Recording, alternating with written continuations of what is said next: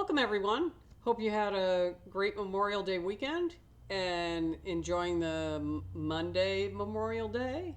Um, Shout out to our troops, past and present. So, on to the games that were played. We have one from Saturday that I'm going to cover, which was Dallas and Atlanta. And then there were four games on Sunday that I'm going to cover. Okay, so on to those. Okay, so first game, we had Atlanta versus the Wings. That was played on Saturday. And the the game was close. It was close in the first, and Dallas was down 7 at halftime.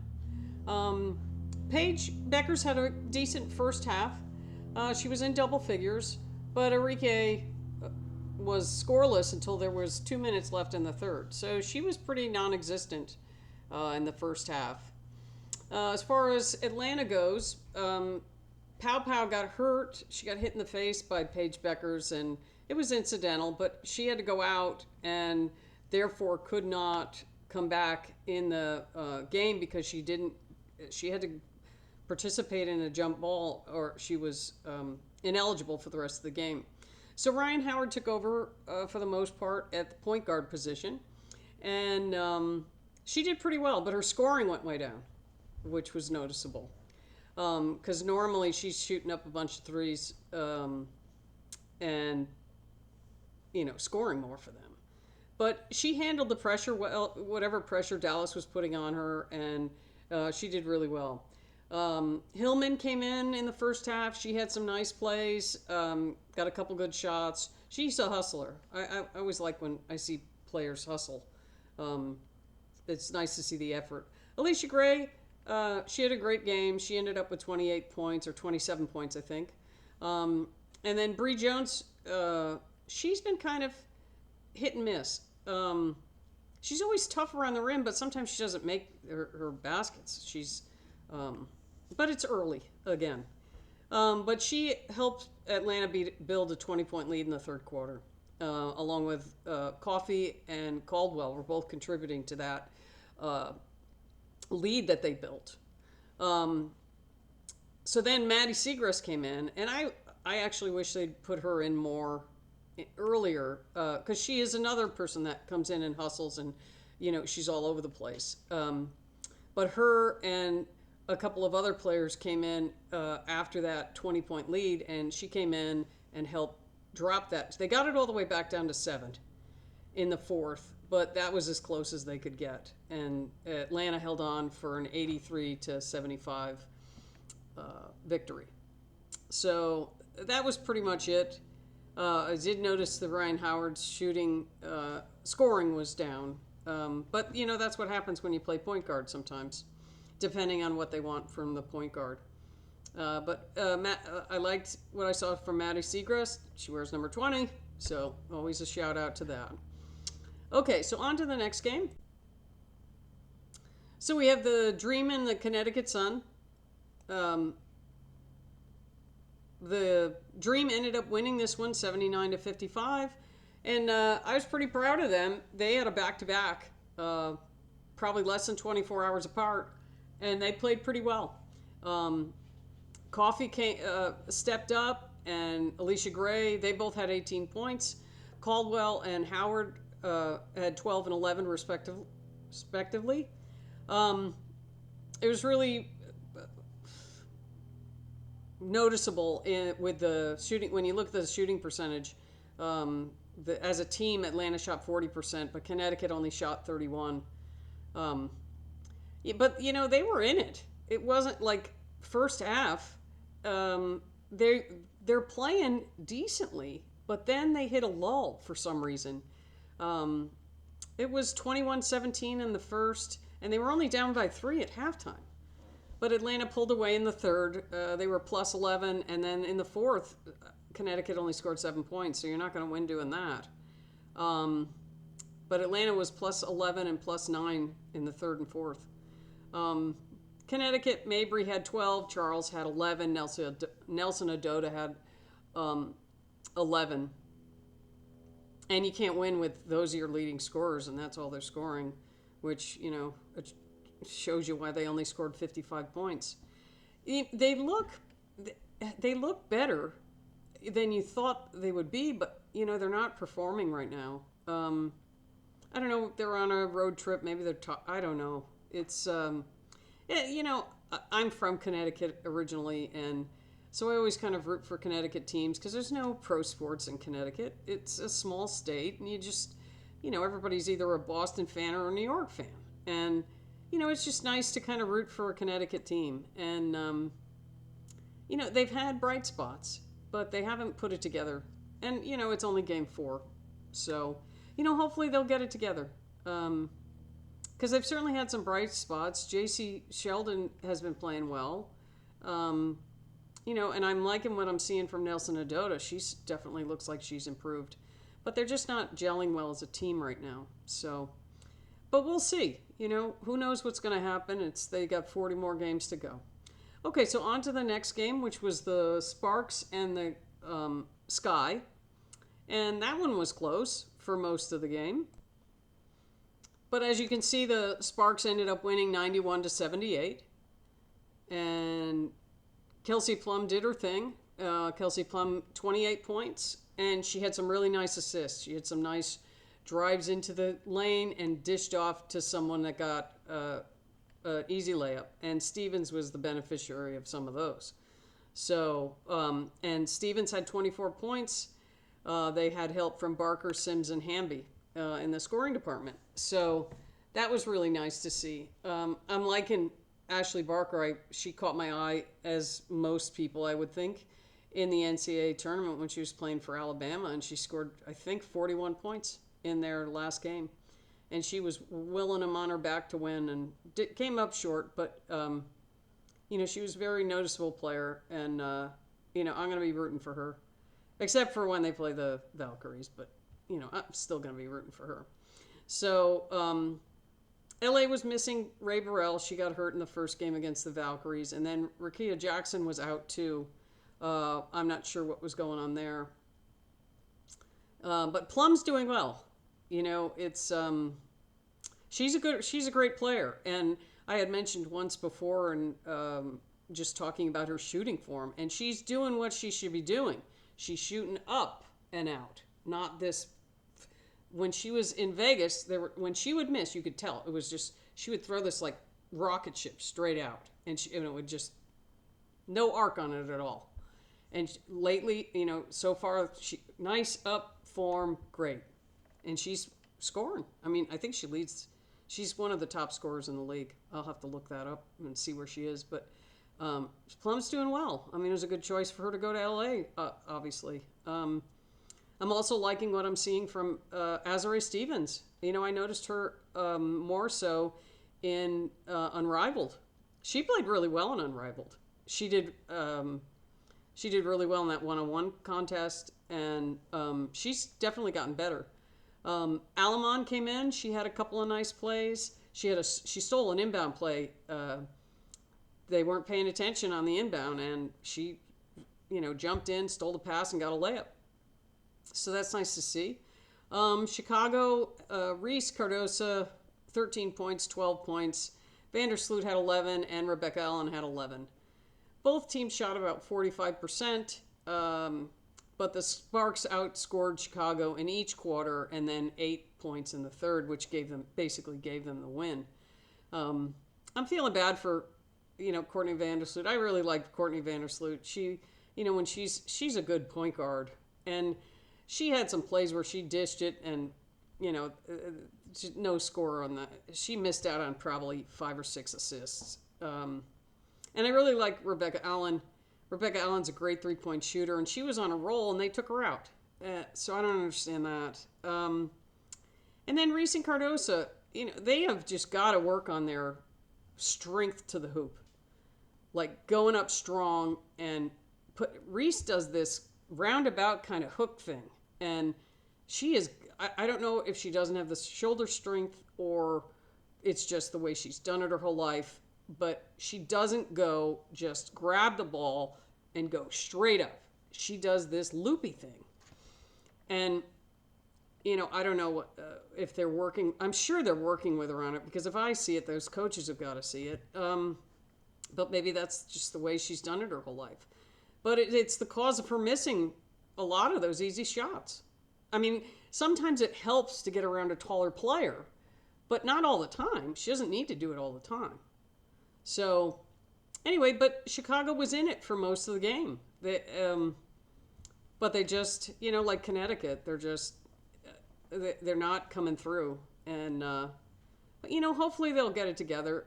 But we'll see. It is only game 4 once again. Okay, so the next game I'm going to cover is the Mercury and the Mystics. And that was what you would define as bully ball. Anyway, on to that one. Okay, so you can see the Mercury ended up winning, beating the Mystics 68-62. So there was quite a few things that there was one play I thought, poor Sonia Citron. She kept her cool. I don't know if I would have. But there was a play where, what's her face? Satu Sabali was inbounding the ball. And she just turned around and elbowed Citron and knocked her right on her butt. Like, no foul called. I don't know if the officials happened to be looking away at the moment. But maybe they caught it because I've officiated, and basketball is the hardest sport to officiate, bar none. And so, like a play or two later, I don't know what was happening, but there was Sykes was coming down. Someone from the Mercury was under the basket, and Sykes just came over and just boom, and no call. And I thought, the first thought was, oh, that was a makeup call because they missed the one for Citron. I mean, I don't know if that was the case, but it was just the first thing that came to my mind. But anyway, this was a close game for most of the game. The Mystics were up in the first, 15-13, and then they were down at halftime by 10, 22-32. But you only scored 22 points and a half. Boy, you better have a great second half or you're in trouble. So, but it was nice to see Aaliyah Edwards was back finally. It was nice to see her. She didn't really contribute that much, but I was just happy to see her back in the lineup. Sykes was also back. She missed the last game, but she had no points in the first half. Brittany Sykes was invisible. And then they put Inksler in, and she gave them, because they were just kind of throwing the ball away. There was a lot of, they ended up with 30 turnovers. That might be a record. It must be. That's a lot of turnovers. But I like Emily Inksler. She comes in and gives them speed and a lot of hustle and a lot of heart in the post. And, she got them back because they were down. Let's see. I don't know how much they were down. But anyway, they got back in the game and tied it up. And it was tied. And Edwards had a good couple of plays in that series, and then Citron and Iriafin, they were just getting between Sabali and Alyssa Thomas is just really strong. She bumps into you and you're going flying. I don't care who you are. Unless you're like, what's her face? The Dallas center. Kira McCowan. She's not going to go flying, but a lot of people are going to go flying when they run into Alyssa Thomas. So, you kind of look at her and she's like, what'd I do? But she's just so solidly built that you run into her and you're going to go flying. So, Citron only had 14 points. You could tell that they were all over her. And, it was kind of welcome to the WNBA moment for Citron, I think. Iriafin had 11 points. Sykes ended up with 10 points, but that was all late in the fourth quarter. Probably, with Inksler and Edwards and a few other players that got them back to even, where they were tied. I think it was tied with like 2 minutes left. Yeah, it was. And then Thomas stepped up. She drove to the hoop, got some fouls, and started to give them a lead. And then the rookie, Akana Makoni, I hope I'm saying her name right. She's another one of the French players that's playing for the Mercury. She hit 2 threes and then met Maddie Westbelt hit one in the late part of the game that gave the Mercury the edge, and it gave them the win. But you know, also Washington just couldn't score. They just weren't hitting their shots, and then they kept turning the ball over. And then Held, she had a nice game. She didn't score that much, but she, you noticed her in the first half. She played. She's a good defender. And she was, and then Laska, I think is her name. She hit 2 threes in the second quarter. So, but it was a lot of pushing and shoving, and even right at the end of the game, I thought Inksler and Satu Sabali were gonna. They definitely had words, but fortunately, was that the game was over by then, and people stepped in, and that didn't escalate. But it was a lot of pushing and shoving, which those types of games. It wasn't that much fun to watch that game.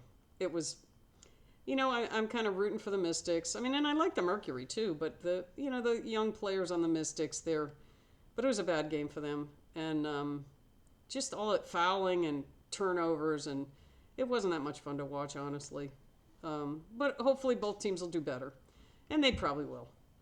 Okay, so on to the next game, which was the Storm and the Aces, and that was a tale to tell. Okay, so the Storm took it to the Aces. I would probably think that most people are shocked by this score, but the truth is that the Aces are not what they used to be. And I think that they are missing. I mean, you have to think about who they lost last year. They lost Plum. Okay, you got Jewel Lloyd. But Jewel Lloyd is in a whole new system. She's not used to playing with these players. That's going to take some time. But you have Plum, who was, doing really well in LA now. And then you have Tiffany Hayes, who's now with the Valkyries, and Clark. They were both basically six player off the bench. The Aces don't have that anymore. And then you had Sydney Colson.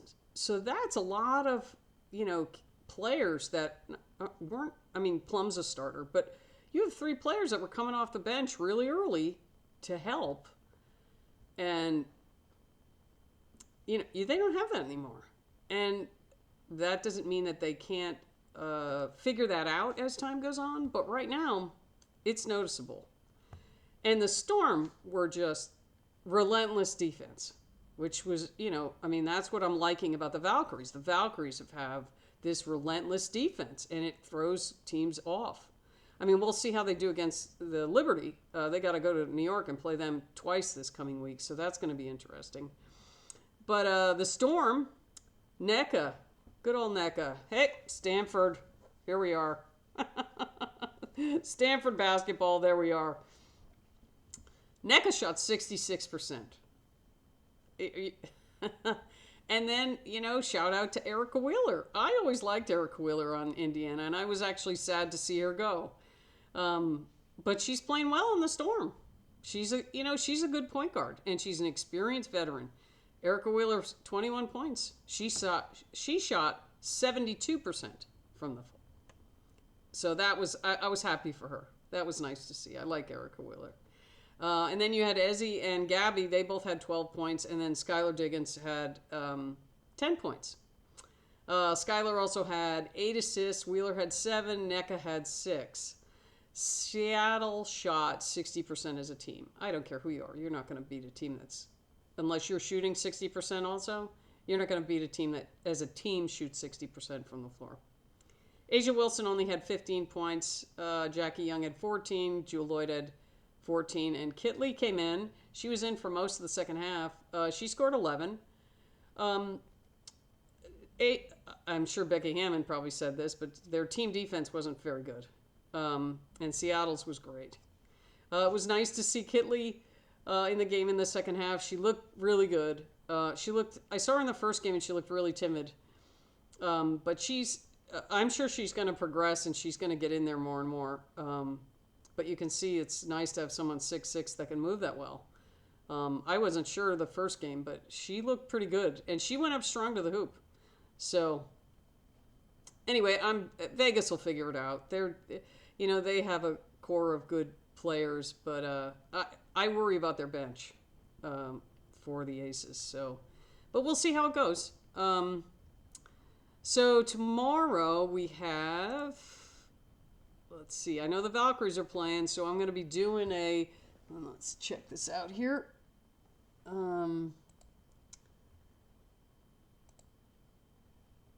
Monday is no games. Okay, so we have 3 games. 3 games. We have the Liberty in the Valkyries, and it's in New York. So this is going to be a test for the Golden State Valkyries, and I'm looking forward to see how they handle that because New York's a very good team. And then Seattle and Minnesota, that's also going to be a great game. That's going to be, if Seattle plays like they did yesterday, Minnesota's in for a battle. And Minnesota's very good. And then we have Phoenix and Chicago. I'm hoping that one doesn't come to fisticuffs. I'm hoping. I don't know. You have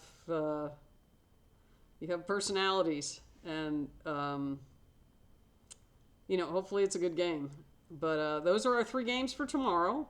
I'm going to be doing a preview of the Valkyries and then one afterwards. And then Wednesday, my friend Lisa D from CT, we're going to meet on Wednesday, and we'll probably go over these 3 games as well as other ones.